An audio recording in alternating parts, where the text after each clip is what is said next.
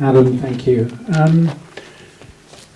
It's extraordinary to see such a range of people here today, and it says everything about Grizedale Arts, that range should include someone who came here as a child when it was his family's holiday home, standing with he raised his hand, and I think everyone should salute his presence here today. To people from across the community, both very locally and in the region, to people like me who've come from London, and above all, within this group of people here today, so many artists, both artists who've worked here in the past and artists who I think will work here in the future. And it also says a lot about Grizedale Arts that this project is even being contemplated, because the world moves very fast these days. It changes. Everyone in this community knows how much the Lake District has changed over the last 200 years in terms of the economy and the social mix and so on. But the challenge for any community and the challenge for any arts organisation is to remain relevant as times change. And so Grizedale, which, as Anna reminded us, began in the forest and with a theatre, and has now moved on over the last 10 years especially to a new and very different position from the one in which it started, is a remarkable achievement. I think that achievement is really, I suppose, twofold. And it is, first of all, to be evidently an organisation that is not just part of the community, but really fundamental to the way in which the community here will develop over the next many years. But it's also about being able to make something in what Adam described as a not such a remote place that has a role in this community, but also a role in a national and an international community. Standing here today is in a way proof that you don't have to be on the banks of the Thames to be international.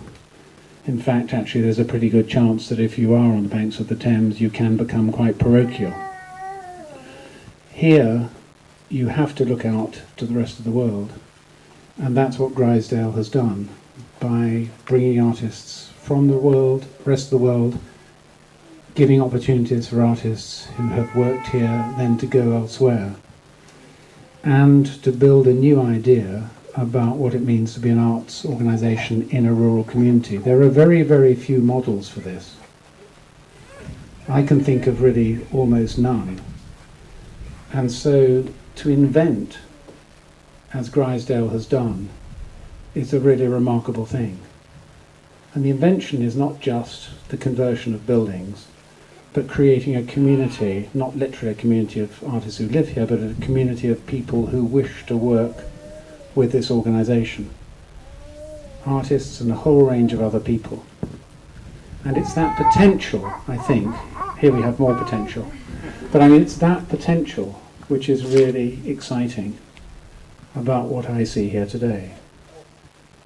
Of course, anyone walking into this building is bound to be impressed by what the architects have done, what Adam and Alistair and David Vaughan and the whole committee have done, the trustees.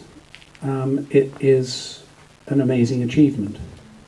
But it is that future that I will think about when I go back on the train, sadly this evening, clutching my chanterelles taken from the honesty box up above. But in a way that's also a kind of metaphor for the way in which Grizedale, I think, can function in the future. It's about sharing what's good here with the rest of the world. And that good is not just about the past, and it's not just about nature. It's about making art in a place that people haven't hitherto expected art to be made. They've simply expected nature to be drawn. So I think that this is a remarkable achievement, as I said. It's beautifully done.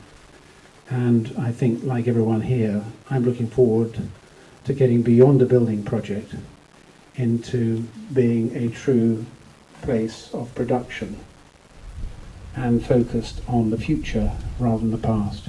And Alistair, Adam, everyone, I just want to congratulate you. And I think everyone who has a glass should really raise it at this moment, and I ought to pick one up. And salute the achievement, but also Grizedale Arts and the future. Thank you all very much. Thank you.